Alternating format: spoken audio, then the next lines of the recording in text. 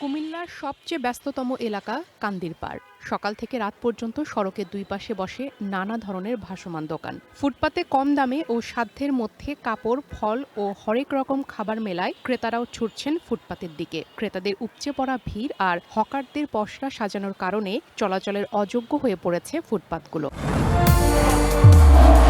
নির্মাণে number 1 Shah cement. মার্কেটের থেকে আপনার ফুটপাতের এই দিকে রেটের ডিফারেন্স অনেক কম। এই দোকানদাররা আছে ওই সামনে দোকানের সামনে ভাড়া দেয় 200 টাকা। মানে পার্কিং এর জন্য কোনো এরিয়া নাই, কিন্তু পার্কিং এর দিকেও সবাই হুন্ডা অটো এগুলো করে রাখে।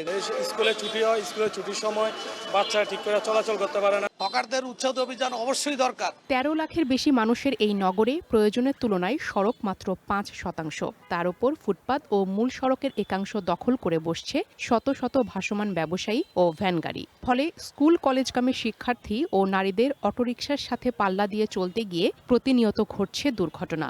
দীর্ঘদিন ধরে হকার উচ্ছেদের দাবি উঠলেও পুনর্বাসনের বিকল্প না থাকায় হচ্ছে না সমাধান।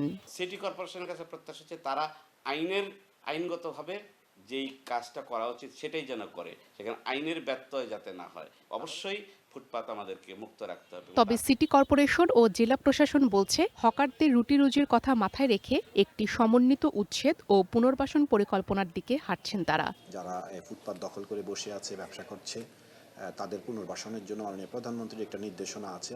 সিটি মার্কেট নামে একটি মার্কেট কুমিল্লা সিটি কর্পোরেশনে রয়েছে। আমি এটাকে ভেঙে আর একটু আধুনিকায়ন করে এদেরকে এখানে পুনর্বাসনের একটা চিন্তাভাবনা আমি করছি এবং আমাদের যারা কর্মকর্তা রয়েছে তাদেরকে আমি নির্দেশনা প্রদান করেছি।